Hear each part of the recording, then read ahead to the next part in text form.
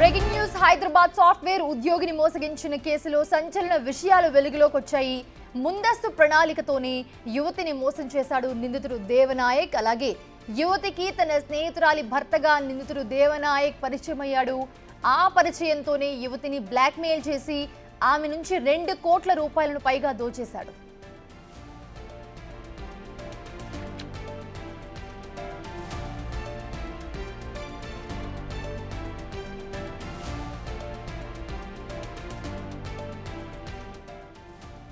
తన స్నేహితుడితో కలిసి పక్కా ప్రణాళికతో స్కెచ్ వేశాడు. ముందుగా న్యూడ్ వీడియోస్ ఉన్నాయని తన స్నేహితుడితో యువతిని బ్లాక్మెయిల్ చేయించాడు.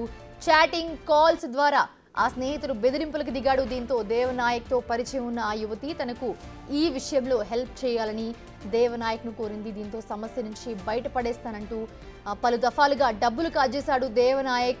సుమారు 2,53,00,000 రూపాయలు ఆమె నుంచి దండుకున్నాడు.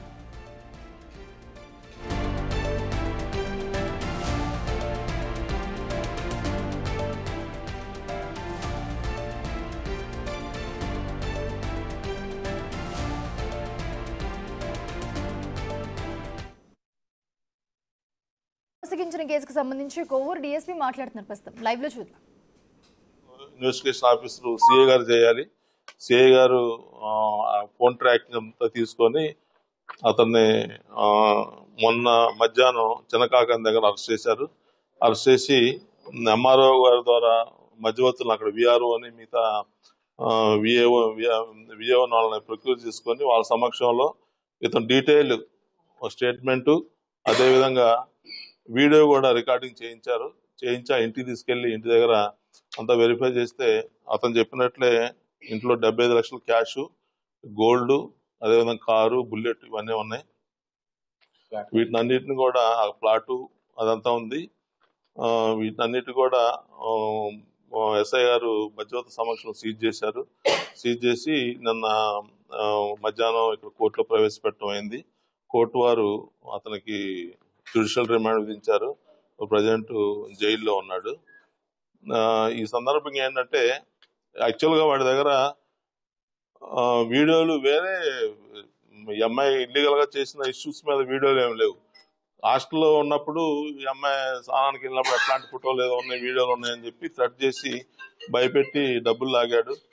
ఈ సందర్భంగా మనకి ఇట్లాంటి ఎవరన్నా మనకి తెలిసిన వాళ్ళు కానీ లేకపోతే ప్రజల్లో ఎక్కడైనా సరే ఉంటే ఎవరన్నా ఇట్లాంటి ప్రాబ్లమ్స్ ఉంటే ఆదిలోనే స్టార్టింగ్ లోనే పోలీసులు తెలియజేస్తే మనం కంట్రోల్ చేస్తాం, కేసు కడతాం, యాక్షన్ తీసుకుంటాం. ఇప్పుడు సుమారు పాపం 2,53,00,000 లాస్ అయిన తర్వాత ఇప్పుడు మన దగ్గరకు వచ్చారు. ఇంకా వేధిస్తున్నాడని వచ్చారు. లేకపోతే ఇక్కడతో వదిలిపెడితే వాళ్ళు ఇక పోలీసు దగ్గరకు వచ్చేవాళ్ళు కాదు. ఫర్దర్ గా కూడా వేధిస్తున్నాడని చెప్పి వాళ్ళు ఇంకా లాభం లేదు, మనం ముందుకెళ్లాల్సిందని చెప్పి ధైర్యంతో మన దగ్గరకు వచ్చారు. భయపడాల్సిన అవసరం లేదు. ఇట్లాంటి ఏదన్నా ఉంటే స్టార్టింగ్ లోనే పోలీస్ దగ్గరకు వస్తే తప్పకుండా చట్ట ప్రకారం యాక్షన్ తీసుకుంటాం. చట్ట ప్రకారంగా మనం చేయటానికి అయితే అదేవిధంగా మనం ఏదన్నా ఉన్నా కూడా ఒకవేళ బాత్రూమ్కి వెళ్ళిన ఫోటోలు అట్లాంటివి ఉన్నా కూడా మనం అట్లాంటి సీజ్ చేయొచ్చు. ప్రజెంట్ అయితే అతని ఫోన్ లో కూడా మనం వెరిఫై చేసాం, నెట్ లో కూడా చూసాం, ఎక్కడా కూడా అట్లాంటి వీడియోలు కూడా దొరకలేదు. కేవలం ఏంటంటే థ్రెట్ చేసి భయపెట్టి ఆ విధంగా మాయమాటలతోటి బెదిరించి డబ్బులు కాజేశారు. దీని మీద డీటెయిల్ గా మనకి ఏదైతే బ్యాంక్ ట్రాన్సాక్షన్స్ ఉన్నాయి, అదే ఫోన్ పే ట్రాన్సాక్షన్స్ ఉన్నాయి, ఇవన్నీ కూడా మనకి కేసు ప్రూవ్ అవుతుంది. అతనికి బ్యాక్గ్రౌండ్ కూడా ఏమీ లేదు. వాళ్ళ తల్లిదండ్రులు గుంటూరు మిర్చి యార్డ్లో డైలీ లేబర్, ఫ్యామిలీ బ్యాక్గ్రౌండ్ కూడా ఏమీ లేదు. కేవలం ఈ అమ్మాయిని బెదిరించి సంపాదించిన డబ్బులతోటే వాడు ఇల్లు కొన్నాడు, కారు కొన్నాడు, బుల్లెట్ కొన్నాడు, గోల్డ్ కొన్నాడు. వైజాగ్ బీచ్ చూడటానికి కూడా విజయవాడ నుంచి ఫ్లైట్ లో వెళ్ళి బీచ్ చూసి ఒక రోజు అక్కడ స్పెండ్ చేసి మళ్ళీ వెనక్కి వచ్చారు. అంత లగ్జరీ లైఫ్ ఈ అక్రమం డబ్బుతోటి అతను ఎంజాయ్ చేస్తున్నాడు.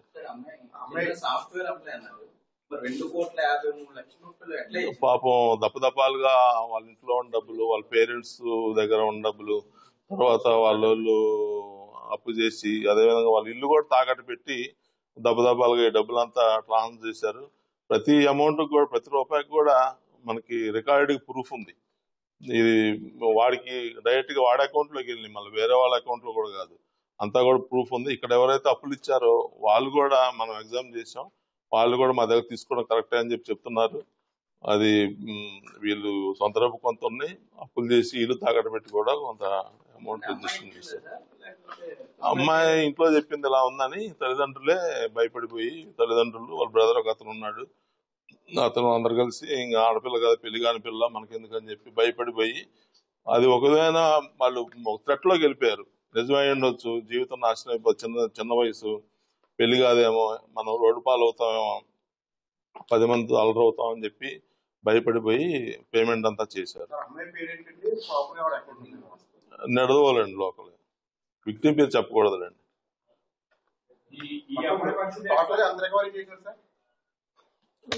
సుమారు 1,81,45,000 వరకు మనకి మా రికార్డుగా మనకు పెద్దానికి బిల్లు ఉంది. ఏమండి ఆవిడకి తెలియదండి, ఆవిడ ఇంటర్వ్యూ ప్రజెంట్ అయితే ఆవిడ మీద మనకి ఏ విధమైన ఎలిగేషన్ ప్రూవ్ అవట్లేదు. ఒకవేళ ఏదన్నా వస్తే ఆవిడ మీద రికార్డుగా మనకి వస్తే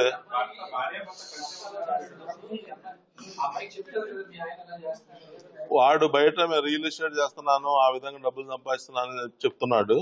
నిజంగా ఆవిడ ఇన్వాల్వ్మెంట్ ఏదైనా ఉంటే ఖచ్చితంగా ఆవిడ మీద కూడా మనం ఫర్దర్ గా, ప్రజెంట్ అయితే ఆవిడ ఎక్యూషన్ ఎక్కడా కూడా క్లియర్ గా మనకి ఎస్టాబ్లిష్ అవ్వట్లేదు. అయితే ఆవిడని కూడా వదిలిపెట్టాం, ఆవిడని కూడా మనం కంపల్సరీగా కేసు స్టార్టింగ్.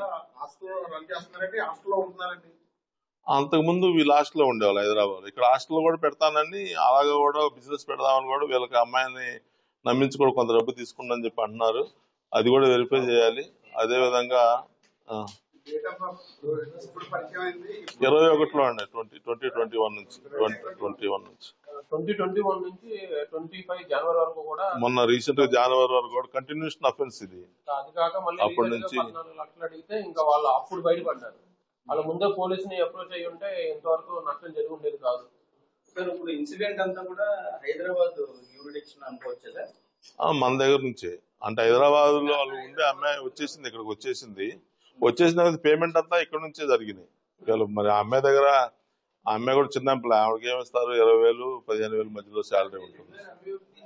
కంటిన్యూషన్ అందులో పాప విక్టిమ్స్ వచ్చి మన ఆంధ్ర వాళ్ళు కాదు, తమిళియన్స్ వాళ్ళు. అది ఒక ప్రాబ్లం. అదే మన వాళ్ళు అయితే ఎవరో స్నేహితులు, బంధువులు, లేకపోతే మన క్యాస్ట్ వాళ్ళు ఎవరాలు ఉండేవాళ్ళు, హెల్ప్ చేసేవాళ్ళు. అది కూడా లేకుండా పోయింది వాళ్ళకి. వాళ్ళ ఫ్యామిలీ కూడా, అంటే తమిళియన్స్ అయినా వాళ్ళు 25-30 years నుంచి మన దగ్గరే ఉంటున్నారు, మన దగ్గరే ఉండి బిజినెస్ చేసుకుంటున్నారు. ఆ విధంగా పాప అప్పటి నుంచి వెనకేసుకున్న డబ్బులు బాధితులతో మా ఫ్యామిలీ అంతా తమిళియనే.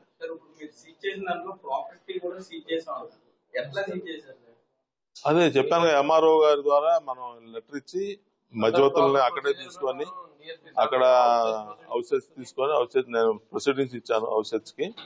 అక్కడ ఎంఆర్ఓ గారికి సిఐ గారు రిక్వెస్ట్ ఇచ్చారు. సిఐ గారు అక్కడ మీడియేటర్స్ ప్రొక్యూర్ చేసుకుని విఆర్ఓని ప్రొక్యూర్ చేసుకుని వాళ్ళ సమక్షంలో ఈ క్యాష్ గోల్డ్ అని సీజ్ చేశారు. అదే కాకానండి, చిన్న కాకాని, గుంటూరు జిల్లా.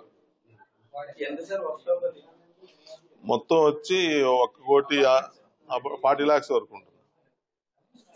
40 lakhs వరకు ఉంటుంది.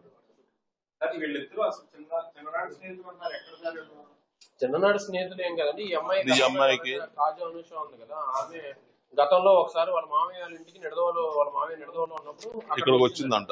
అక్కడ ఫస్ట్ పరిచయం. దాని తర్వాత ఈ అమ్మాయి జాబ్ చేసినప్పుడు ఇద్దరు కూడా ఒకే హాస్టల్లో ఉండడం వల్ల ముందు పరిచయం మీద కొంచెం క్లోజ్ గా ఉండేవారు. ఈ లోపు అమ్మాయి వాళ్ళ హస్బెండ్ ని పరిచయం చేసింది. ఇంకా ముగ్గురు కూడా ఒకే హాస్టల్, రాజమండ్రి సార్.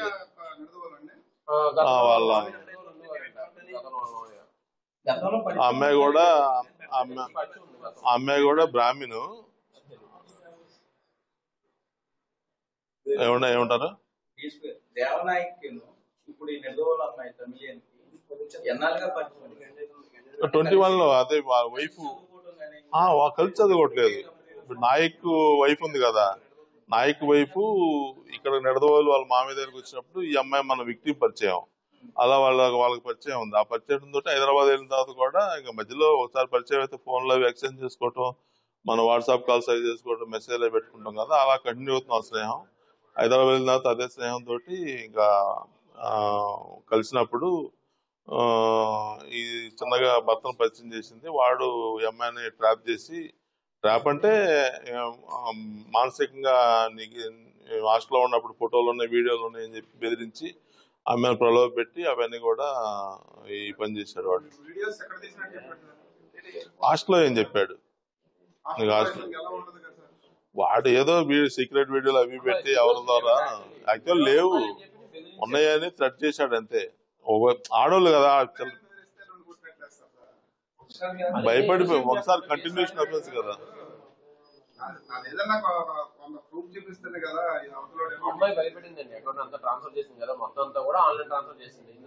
భయపెట్టే లాగాడు.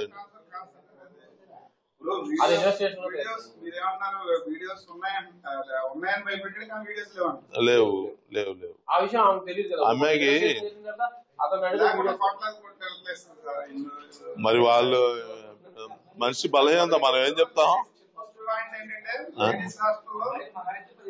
20,000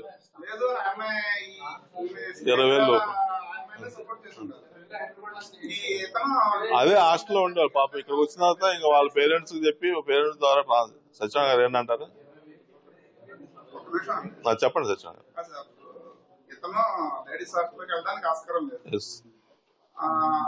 వీడియోస్ తీయాలంటే ఆమె స్నేహితురాలు కాబట్టి ఈమెతో పాటు అక్కడ ఉంటుంది కాబట్టి తీస్తే ఆమె తీయాలి, లేదంటే వీడియోస్ లేవని సార్ చెప్తున్నారు.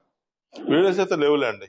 వీడియోస్ లేకుండా మరి ఎందుకు భయపడింది ఏంటంటే ఇంకా మనం ఇనిషియల్ స్టేజ్ లో ఉన్నాం కదా, పూర్తిగా మనం ఇంకా డీప్ కి వెళ్తే గానీ మనం కంక్లూజన్ వస్తాం. స్టార్టింగ్ స్టేజే కదా. Love marriage. భార్య వాడిది గుంటూరు, నాయకుది గుంటూరు. ఈ అమ్మాయిది అనుషాదేవిది గుంటూరు. హైదరాబాద్ లో వచ్చాం, హైదరాబాద్ లోనే పెళ్లి చేసుకున్నారు వాళ్ళు. ఆ వేరు వేరు క్యాస్ట్. అమ్మాయి బ్రాహ్మణు, ఇతనేమో లంబాడీస్.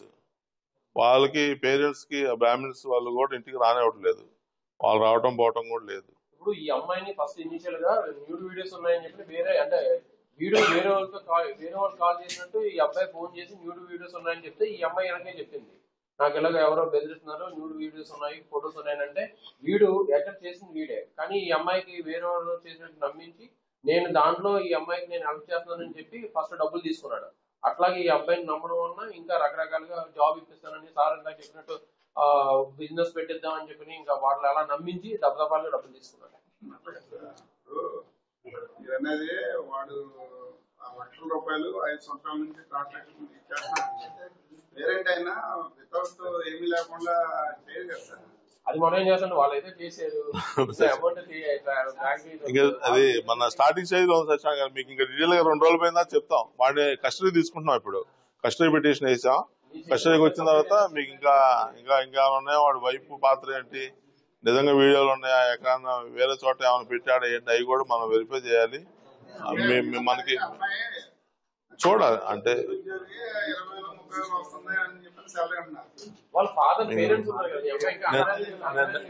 నెడదవాళ్ళలో తెలుసు వాళ్ళకి, నెడదవాళ్ళకి ఐడియా ఉంది ఇష్యూ.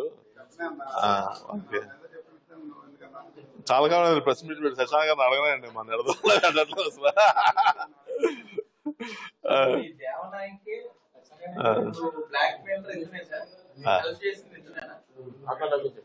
ఫస్ట్ స్టార్టింగ్ ఎవడో బయట చేసినట్టు చేసి ఈడే ఇదంతా కథానాయకుడు, అన్ని పాత్రలు ఆడే, రాముడు భీముడు పాత్రలన్నీ ఆడే. అవన్నీ పెట్టాలి ఇప్పుడు.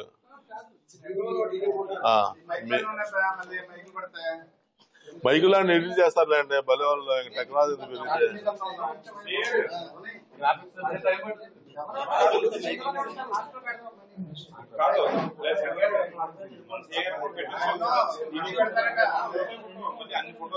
మనీ పెడతారండి మళ్ళీ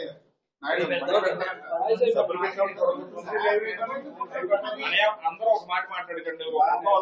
ఇప్పుడు ఒకళ్ళు వచ్చి ఒకళ్ళు రాదు, అదే అందరూ ఉన్నారు. ఆగండి ఒకసారి. నాయుడు గారు చేస్తారు అన్నాడే, అలా చేయకండి. నాయుడు గారు మీరు చేయండి, అందరూ షేర్ చేయండి. కేసు వేరు కదండి. రైట్, ఇదే అంశానికి సంబంధించి మరిన్ని అప్డేట్స్ అందించడానికి మా ప్రతినిధి శివశంకర్ జాయిన్ అవుతున్నారు. శివశంకర్, ఇప్పటివరకు డీసీపీ ఏం మాట్లాడారో విన్నాం మనము. ఈ సాఫ్ట్వేర్ ఉద్యోగి దేవనాయక్ ఏం చేశాడు, ఎంత మొత్తంలో తీసుకున్నాడని.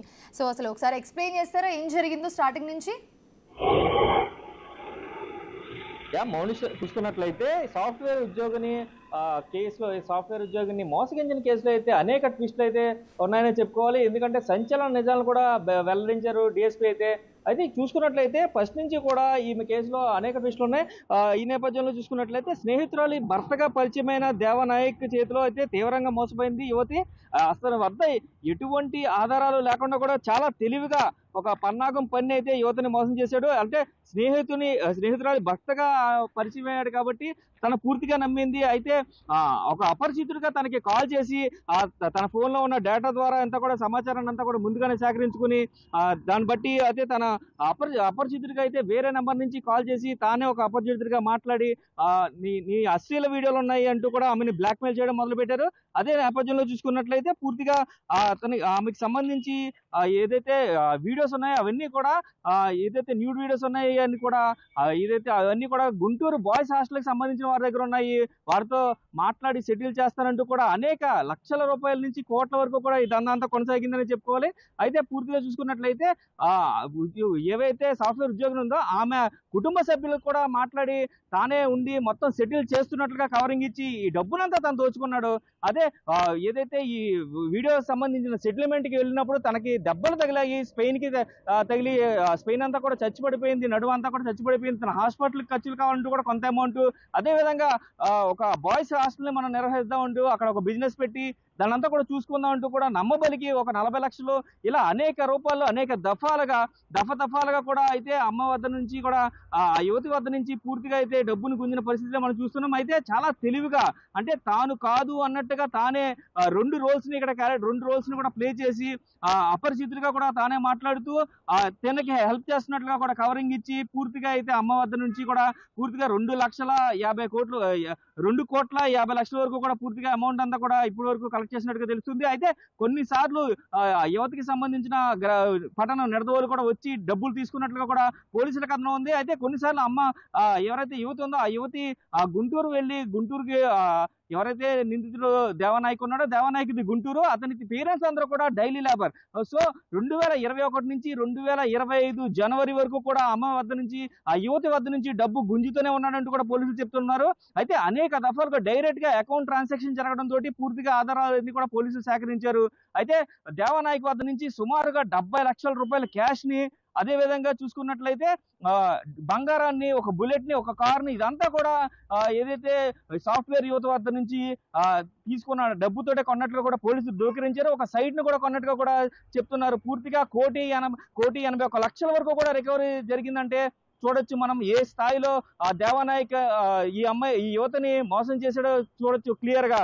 అయితే దీనికి సంబంధించి పోలీసులకి చేతులు కాలేక ఆకులు పట్టుకున్నట్లుగా అయితే చివరి దశలో ఇంకా దేవనాయక్ వికృత చేష్టలకు విసిగిపోయిన ఆమె చివరి దశలో దేవనాయక్ డబ్బు కోసం అంటే ఆఖరికి పెట్రోల్ ఖర్చులకు కూడా ఈ యువత వద్ద నుంచి కూడా ఫోన్ పేలు గూగుల్ పేల ద్వారా అమౌంట్ ని గుంజుతున్నట్లుగా కూడా పోలీసులు చెప్తూ ఉన్నారు. చివరి దశలో ఏదైతే నీ వీడియోస్ ఉన్నాయో ఆ వీడియోస్ అన్ని కూడా సెటిల్మెంట్ దశలో నేను తీసుకున్నాను, నాకు ఇంకొక 14 లక్షల రూపాయలు ఇవ్వాలి, లేదంటే 14 లక్షలు ఇవ్వకపోతే ఈ వీడియోస్ ని నేనే నెట్ లో అప్లోడ్ చేస్తానంటూ కూడా రివర్స్ అయ్యేటప్పటికి యువతికి ఏమి చేయాలో దిక్కుతోచని పరిస్థితిలో యువతి ఆమె కుటుంబ సభ్యులందరూ కూడా నిడదవోలు పోలీసులను ఆశ్రయించారు. రంగప్రవేశం చేసిన పోలీసులందరూ కూడా గుంటూరు సమీపంలో అయితే నిందితుడు దేవనాయక్ ని పట్టుకున్నారు. దేవనాయక్ ఇంటిలోనే సుమారుగా 70 లక్షల క్యాష్ అయితే పూర్తిగా తీసుకున్న పరిస్థితి కనిపిస్తుంది. అయితే బంగారం, క్యాష్, ఒక బుల్లెట్ బైక్, అదేవిధంగా కారు, ఎంత విలాసవంతమైన thanks for the updates Shivshankar.